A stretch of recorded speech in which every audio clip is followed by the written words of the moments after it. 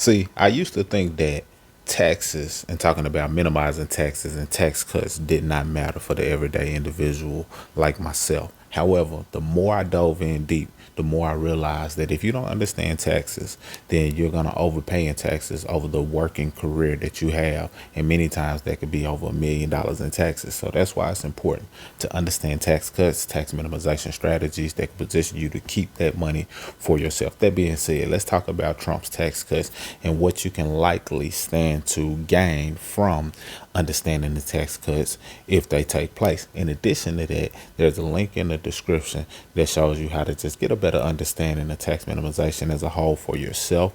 That way, you're not worried about the tax cuts as much because you can understand the power that you already possess, that you already have, that can allow you to lower your tax liability.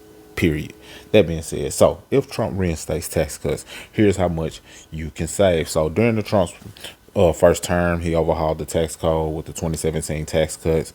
We'll just refer to that as the TCGA.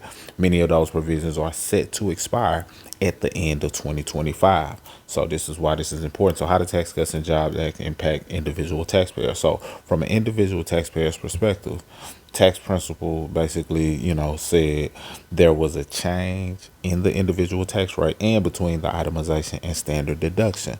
For those of you who don't know, when you file taxes, most of the time you're either going to claim the standard deduction or you're going to itemize. Itemize means that you're basically going to claim certain qualifying things. There's not a lot of them. I think it's like 12, give or take, that you can claim. It might be medical related. It might be charitable donations, but it must exceed the standard deduction in order for it to be relevant, in order for it to even count.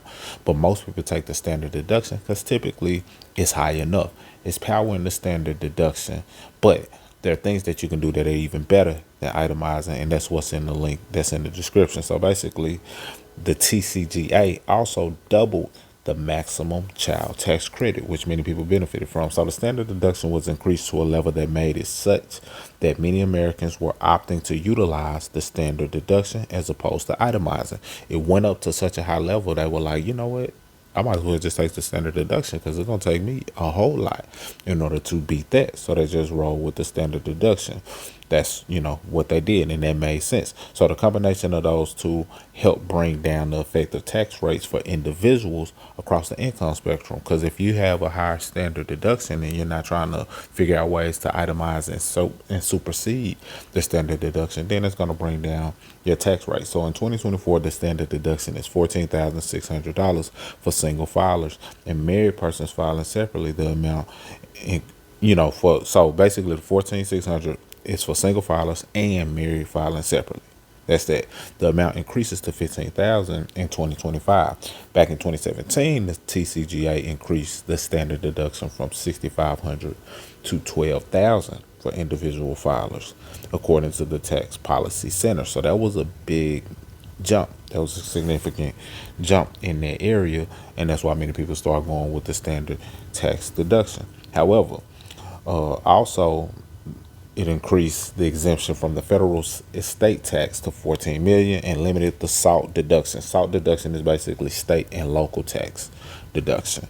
So it limited the state and local tax deduction, which allowed taxpayers paying state income taxes to deduct the full amount of state income taxes from his or her federal income tax return before the TCGA to $10,000. So it limited it to $10,000. Now, let's keep going. So what happens if the TCGA expires? If the TCGA expires without an extension, then the brackets and rates will go back to how they were prior to the enactment of the TCGA. According to the estimates from the Tax Foundation, if the TCGA expires as scheduled, it could result in more than 62% of taxpayers experiencing tax increases in 2026. So if that happens and the taxpayers end up having to pay more next year, then what happens is they got to figure out a way to keep their taxes as low as possible because nobody's trying to pay more than they're currently paying, whether that's inflation, and especially if that's taxes. And that's why the link in the description is so important, because it shows you how you can do certain things in order to legally minimize your taxes regardless of what's going on.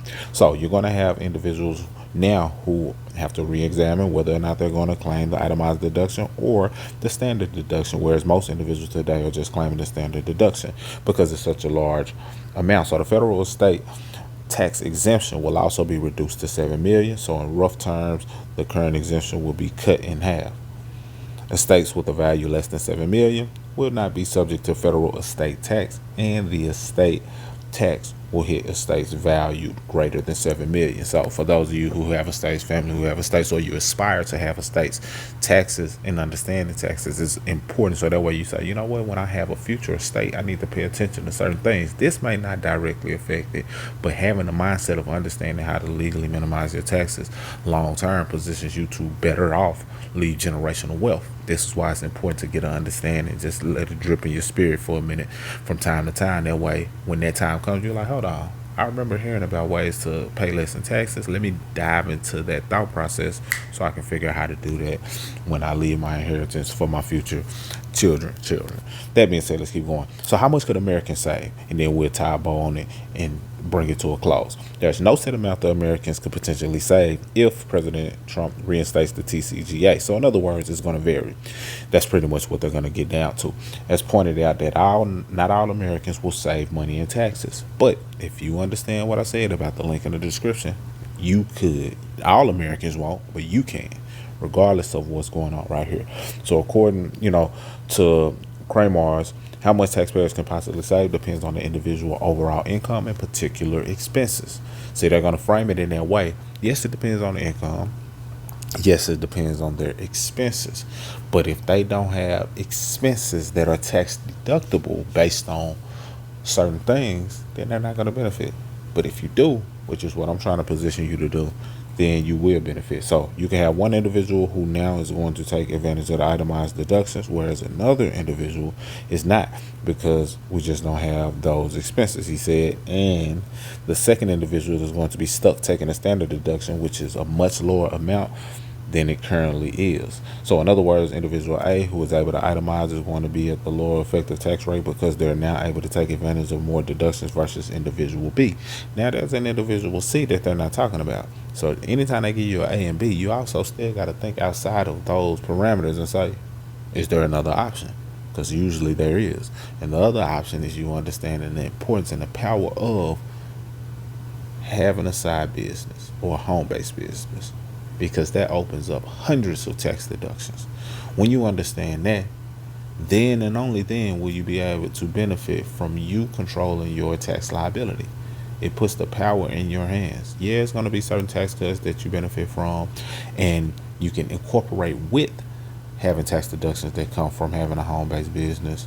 But when you understand it for yourself, now you just play the game and deal with the cards that have been dealt, because having a higher standard deduction when you also have a home-based business also positions you to pay your children more when you hire your children in your household, in terms of paying them to help out in your home-based business. Of course, it needs to be jobs that are age appropriate, but the fact of the matter is you definitely can do it.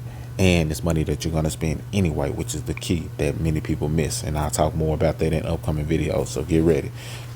So most clients do an analysis of whether or not to claim the standard deduction or itemize, but they think that there's going to be much more relevant inquiry now that the standard deduction is going back to the previous amounts. There also talks about removal or adjustment of the SALT limitation, which remember is state and local tax. This will benefit taxpayers in high tax states. However, in the current time, it is difficult to quantify the benefits. So basically it'll vary.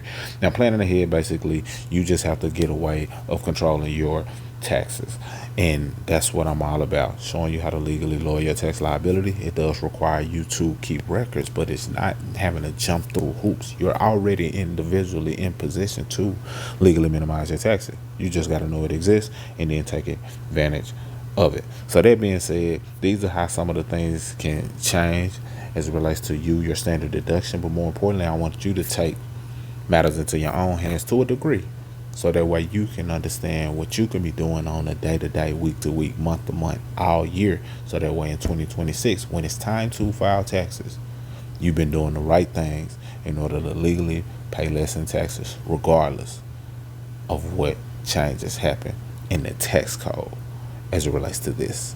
That's all I got. Mr. Smith signing out. Link in description. Salute.